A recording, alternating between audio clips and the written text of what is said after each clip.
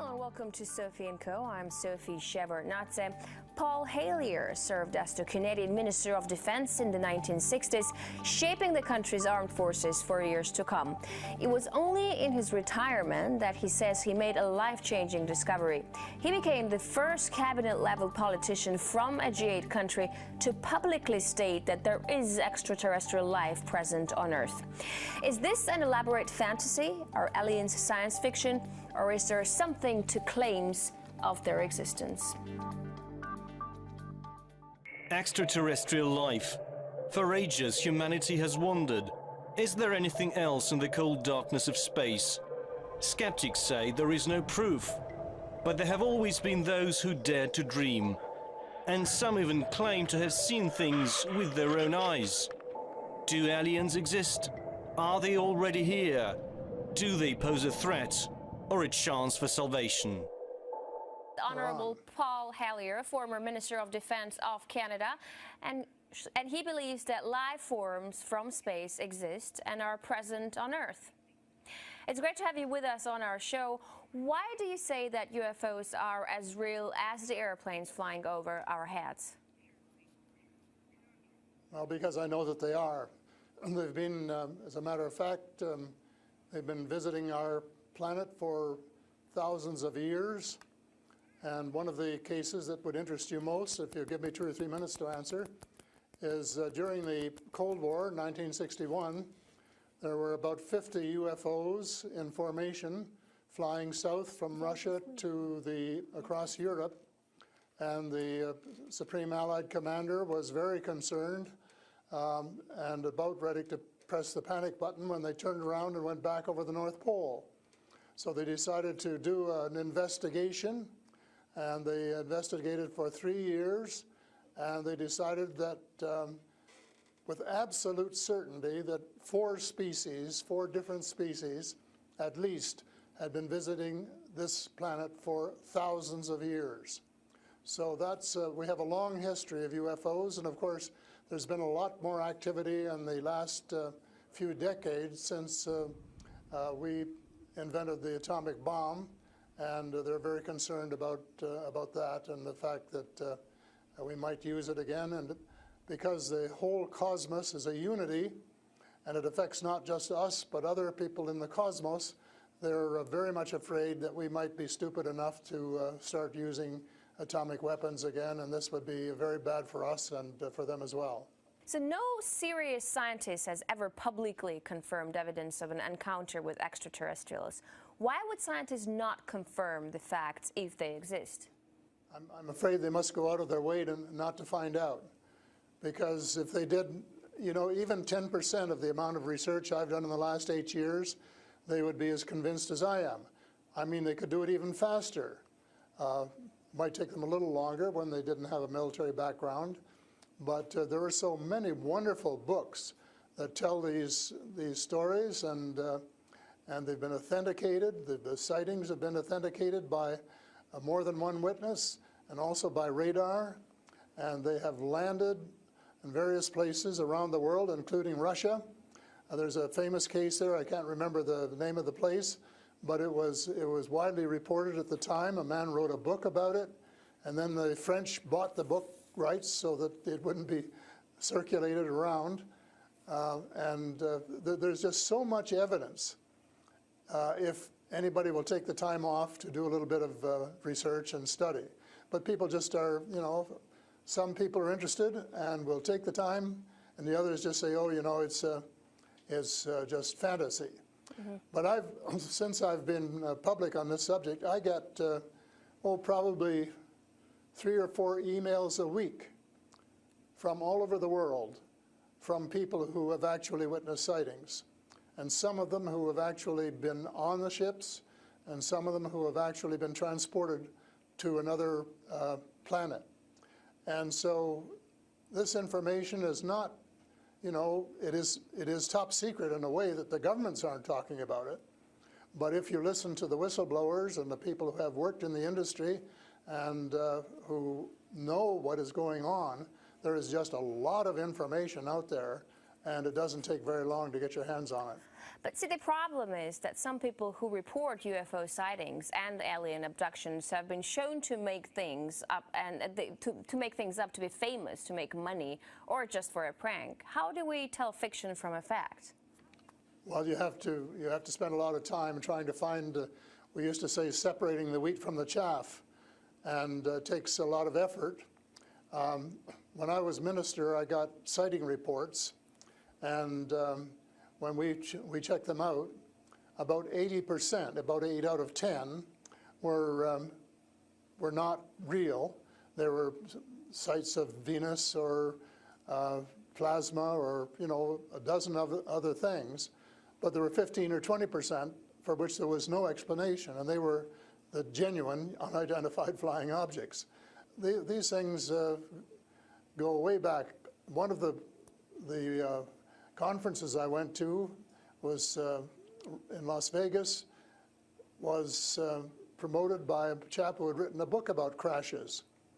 And there were dozens and dozens and dozens of them, and many of them very, very well authenticated, so that it would be impossible to read all of that evidence and not to come to the conclusion that these vehicles were real. Have you ever had your own encounter with aliens? Not an encounter with aliens, no. I have seen a UFO about 120 miles north of Toronto over Lake Muskoka, where I have a cottage. And 2 years ago, last Canadian Thanksgiving, which is October, my wife decided she wanted to go out and look at the stars. So I'm not much of a night man, but I put on my cap and went out with her. And she looked into the eastern sky and said, "There's a star." And I turned around the other way and I said, "Oh, there's a much brighter one over here." And she looked and it was, and we watched it until our necks almost broke for about 20 minutes. And it was definitely a UFO, because it could change position in the sky by 3 or 4 degrees in 3 or 4 seconds. And I checked out, there were no satellites that could do that. The space station wasn't going by, and it isn't able to move that fast anyway. And there was no other explanation except that it was the real thing. And 2 days later, I went down on the dock, got a comfortable chair, and watched it came back almost to the same spot and entertained me for as long as I could take it. And then I went back to the cottage. But it was very interesting, because it would drop down in the sky, and then it would roar back up, and then it would shift across a few degrees and do a circle and come back at a speed, but, you know, just astronomical speeds. As you know, they travel very, very fast. So does it just look like a falling star that falls really quickly and then rises again? What does it look like? Well, it just looked like a star. It just looks like a star. Right. And I don't know if you're a person who's ever read the Bible or not, but I think the Star of Bethlehem is one of God's flying saucers. Mm-hmm. But you also tell me that people write you emails, 3 to 5 emails a week, and they've actually been abducted, or they have encounters with the aliens. Do they actually tell you what these aliens look like? I mean, you know, everyone's interested. How would I know if I see an alien and if he abducts me? Well, the first question you have to ask is, how many species are there? And I used to think there were, you know, between 2 and 12. And Apollo astronaut Edgar Mitchell, who came to Toronto a few years ago and had dinner with us, agreed that it was somewhere between 2 and 12. But the latest reports that I've been getting from various sources are that there are about 80 different species. And some of them look just like us, and they could walk down the street and you wouldn't know if you walked past one. And they're what we call the Nordic blondes, and also the tall whites, who were actually working with the United States Air Force in Nevada. They're able to get away with that. They had a couple of their ladies dressed as nuns went into Las Vegas to shop, and they weren't detected. And I have a friend who saw one of the men walking along the street, and somebody who would recognize that they were different, and he did. So there are those kind, and then there are the short grays, as they're called, and they're the ones that you see in most of the cartoons. They're have very, very slim arms and legs, and they're very short, just a little over 5 feet, and they have a great big torso and a great big head and great big brown eyes. But they're different species, so you have to know that they're different species, and it's and know that they're all different. Mm-hmm. So if you saw the short gray, you'd certainly know that there was something up that you'd never seen before.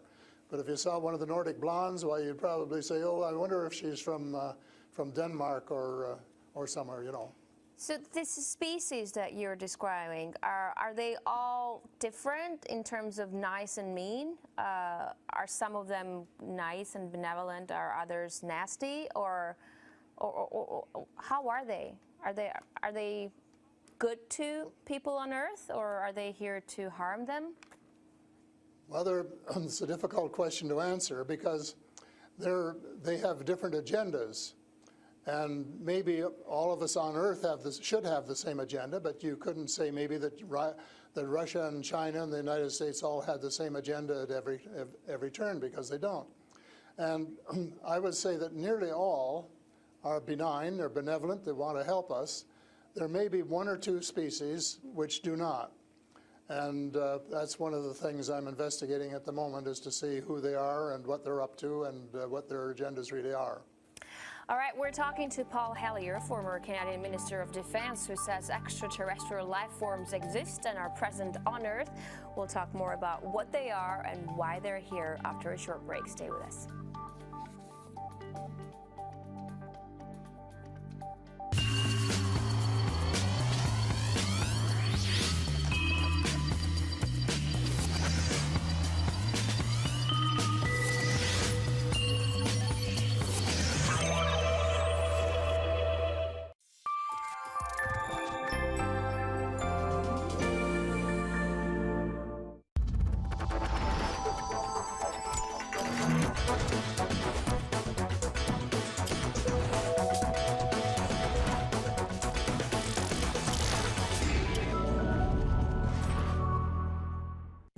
On their way to Antarctica, the crew of the academic Fyodorov face many challenges.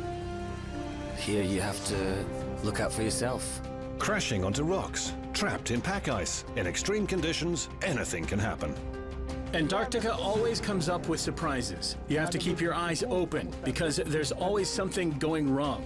The ship carries huge reserves of water, food, fuel, as well as helicopters and people able to survive extreme conditions. They're ready for anything, even an apocalypse. She's really an incredible ship.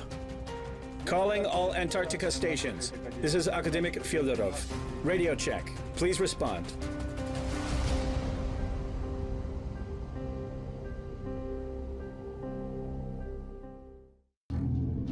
Unexplored Antarctica. What is it in this icy expanse that attracts the people who come here?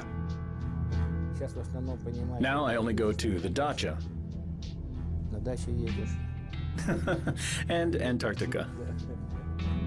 A new generation of polar explorers is coming. We have a new group of specialists here now. All of them are young. How are they going to get along with each other? I don't know. Who are they? I used to be a bureaucrat. Seriously. What adventures await in this mysterious land? Where do they live? What do they eat? And what are they actually doing in Antarctica?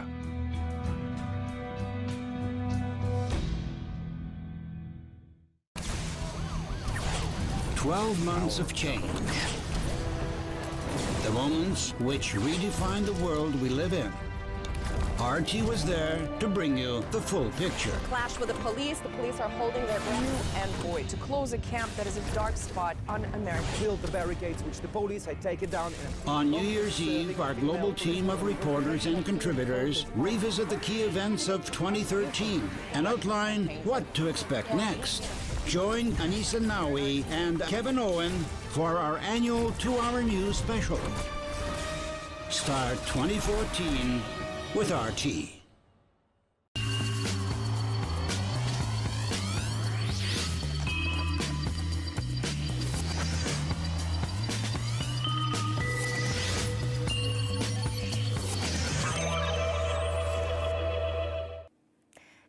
Paul Hellyer, former Canadian Minister of Defense, to talk about extraterrestrial life forms. Great to have you back. So these extraterrestrial creatures, where did they come from and how did they get here to Earth? They come from various places. For a long while, I only knew about ones who came from different star systems. The Pleiades and Reta Reticula and several other star systems, but in the last few months I have met people who have made me aware of that there are some in our star system, and that there are actually extraterrestrials who live on a planet called Andromeda, which is one of the moons of Saturn, and that there are others on Venus and some on Mars, and that they may be interacting between themselves. I suspect that they are, because there is what is called a federation of these people, and they have rules. For example, one of the rules is that they don't interfere in our affairs unless they're invited to. And that's one of the reasons probably that we haven't seen more of them until very recently. And so but what do you mean? There are a lot of people who want to interact with them. There are a lot of people who actually want to see them and know who they are. What, they need a special invitation to interact with us? What does it mean? They don't want to interfere into our affairs. Well, they don't want to tell us how to run our affairs. They have accepted the fact this is our planet and that we have the right to run it. But they're very, very concerned. They don't think we're good stewards of our planet. We're not. We're clear-cutting our forests, and we're polluting our rivers and our lakes, and we're dumping sewage in the oceans, and we're doing all sorts of things which are not what good stewards of their homes should be doing. And they don't like that, and they've made it very clear. And as a matter of fact, they have given us a warning. How? And this has come from more than one source. How have they made it clear? What have they done? They have talked to people. One of the chaps I talked to about a month ago was interacting with them in 1974, he and his brother, in Peru.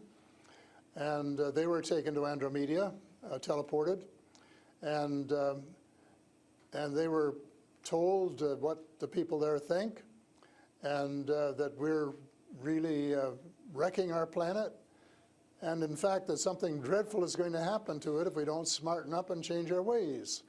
We spend too much time fighting each other. We spend too much money on military expenditures and not enough on feeding the poor and looking after the homeless and the sick, and that we are polluting our waters and our air, and that we're playing around with these exotic weapons, thermonuclear weapons and atomic weapons, which have such a devastating effect both on our Earth and on other areas in the cosmos, and they don't like that.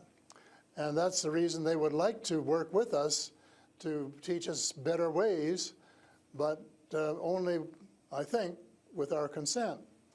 And they work through individuals, and they try and pick out individuals who won't be frightened to death of them, because they can give you quite a fright. One of the cases I'm familiar with was the tall whites in Nevada, where the United States Airmen working with them, were just frightened to death of them. And one, Charles Hall, rescued the daughter of one of the high-up people in the tall whites, and as a result became very good friends with the mother. And as soon as they could trust each other, they had a wonderful relationship. And he wrote a book about it. It's called Millennial Hospitality. Millennial Hospitality. And it tells you how you go through these stages of being scared out of your wits. But then when you establish a trust and a working relationship, why you can have the same relationship, same kind of relationship that you would have with someone here on Earth. But here's what I'm thinking. If you're outing their presence, which is clearly not what they want since they're hiding, why aren't they so afraid of, why aren't you afraid of repercussions? Because you're obviously stating that they're here among us, and you're telling me all these species that exist. they are here among us, and I'm not afraid because in most cases, well, as far as technology is concerned, they're light years ahead of us, and we have learned a lot of things from them. A lot of the things that we use today, we got from them, you know, lead lights and microchips and Kevlar vests and all sorts of things that we got from their technology, and we could get a lot more too, especially in the fields of medicine and agriculture, if we would go about it peacefully. But I think maybe some of our people are more interested in getting their military technology, and I think that's wrong. I think that's wrong-headed, and that's one of the things that that we're going to have to change, because we're going to have to work together. Talking about all of us, everywhere on the planet. You've mentioned military technology and swapping technologies and barters between between aliens and people in American government. I want to ask you, as a former Minister of Defense of Canada, is interstellar war a possibility? Should we be creating a Star Wars force to defend ourselves from possible invasion or something like that? Well, I think it's a possibility, but it's a possibility especially if we shoot down every UFO that comes in our airspace without asking who they are or what they want. And right from the beginning, we started scrambling planes and trying to shoot them down, but their technology was superior enough that we weren't able to get away with it. Certainly not for a long while. And during that period of time, they could have taken us over without any trouble if they'd wanted to. So I think we have to, rather than develop our own Star Wars, Earth Star Wars, to protect ourselves against them, that we should work with the benign species, who are the vast majority, and work together and rely largely on them, of course, and cooperate so that we would be contributing something at the same time. But I don't think there's any point in us developing a galactic force that would tempt us to go out on our own and get into mischief, which is one of the things I think some of them are concerned about. But what do you expect to happen if people start to believe in alien existence on Earth? Because things are definitely going to change. Our lives aren't going to be the same anymore. Well, I hope that's the case.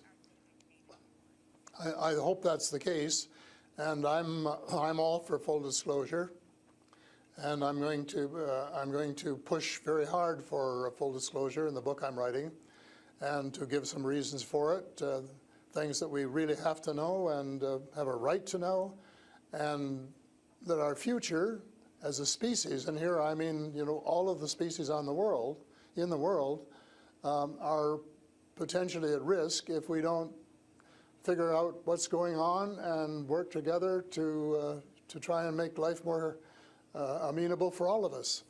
But and to work with our neighbors from other planets as well.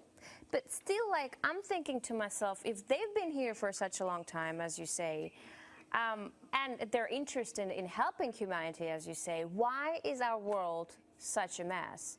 I mean, if you want to help someone, you just help someone. You don't wait that someone to invite you to help that someone, no? Well, I don't, you know, it's something that I think parents can sometimes say to their children, this is what you should do. But that doesn't mean the children are going to do it, does it? Because the cosmos is based on free choice. And we're given the option of making mistakes, of making wrong choices. And I guess what bothers some of us is we've made too many wrong choices and not enough right choices. So we're going to have to start switching our priorities and stop spending so much time and effort and weapons to kill each other or to dominate each other, and spending a lot more time on how to help each other to have a better life and a more just society, and a life which is healthier, and where the health care is better, and where the food distribution is better, and where the air is cleaner and the water is cleaner, and all of those things that are waiting to be done if we just get together and row, as we say, rowboat, row in the right direction, the same direction. And it's possible, but it's a tall order, and so far we haven't done it. My thesis will be that we have to do it, and we have to start doing it right away. Thank you so much for this interesting interview and insight on extraterrestrial life. That was Paul Hellyer, former Canadian Minister of Defense, who says aliens exist and live among us on Earth.